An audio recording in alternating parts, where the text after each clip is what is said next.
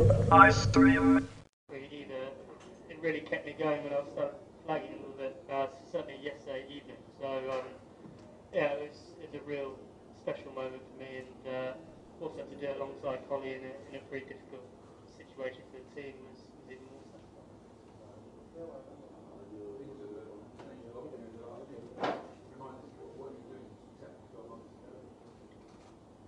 I have to check the diary. I think I was sitting at home watching England play in Sri Lanka.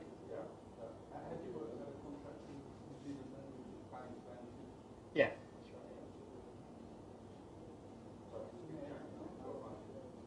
right. Yeah, look, I mean, I think every player goes through his ups and downs. He has moments when he's playing really well and the game seems easy, and moments when the game seems very difficult. And yeah, certainly 2007 was a tough year for me. I never once, for one moment, thought that I wasn't good enough to play for England again, and it's just a case of doing the right sort of things and being patient, and also when you get back into a little bit of form, make sure it counts. And I've certainly played a lot better this summer or this year. Yeah, Strauss, pretty much 387 was the total which you said, and Williams are very not in your band this year. How do you rate his innings, and when do you see your team that?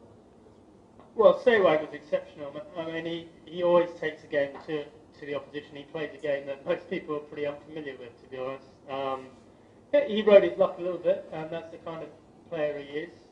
And as you say, he's given India a sniff of a victory. But from our point of view, I think we're still pretty confident we can take those last 9 wickets. There's definitely enough happening in the pitch. So if we just remain patient and keep doing the right things, I think there are going to be 9 opportunities there for us. It's just a case of us making sure we take them.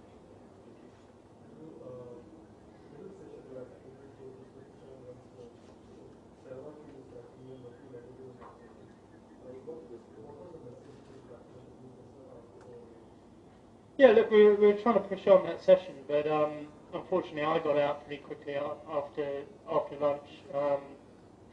Andrew Flintoff got out as well. So with a very old ball, the ball was sort of 90, 100 overs old, to force the issue proved difficult. We were trying to do it, but all credit again to Zaire Khan and Ishant Sharma. Reverse swinging it with the old ball was very tough. So it probably took us a little bit longer to get up to 380 odd than we would like to, but there's still a lot of time left in the game.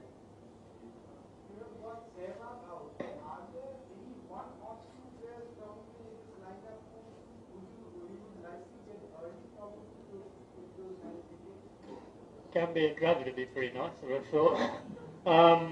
Look, I mean, when you in these sort of situations, the experienced campaigners that have been there and done that over a number of years are very important. So, Dravid and Tendulkar are going to be exceptionally important wickets for us. But as I said before, we feel there's enough happening in that wicket that if we just remain patient, there'll be opportunities for us. The fact you've got to say like that, and sort of remove the wild card, if you like, does that simplify your thinking tonight about how you might go about it? Yeah, a little bit. I mean, I think the hard thing with Sehwag is because he takes the game to you so much, you have to have 3 defensive fields, and so that makes it harder to attack for the wickets as well. So he's out of the way. I think the batsmen coming in, and the Indian guys all play pretty positively, and I think in these circumstances to survive on that wicket, you've got to play reasonably positively anyway. So we expect them to do maybe not to quite the extent that Sehwag did, but they'll come out and be positive tomorrow, and we just need to hold our nerve and make sure we take our chances.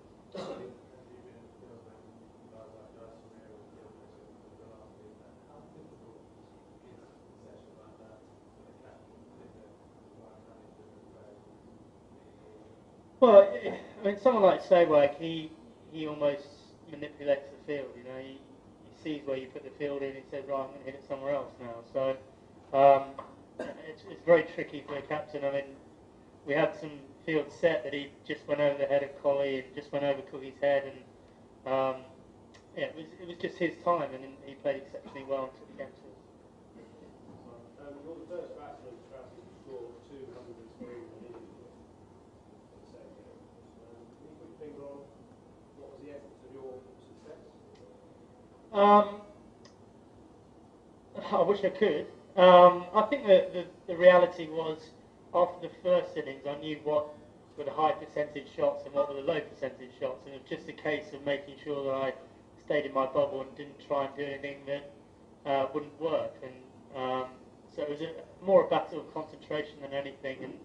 And once I got in the second innings, I felt pretty comfortable again. And it was, you know, the couple of times that I came out my bubble in both innings, the two times that I got out.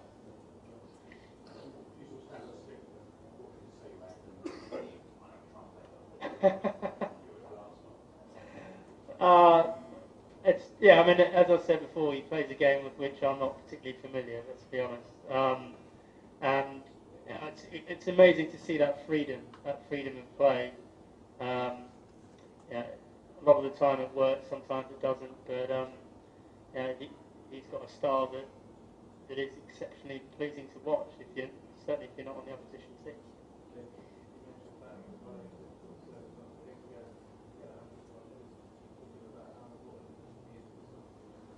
Yeah, look, I mean, it just seems to me just about every time England get into trouble, it's often Collie that gets us out of it. And yeah, you look at a guy's average, and I don't think you value a player on his average. You value him on if he scores runs when you really need him to. And Collie's done that over and over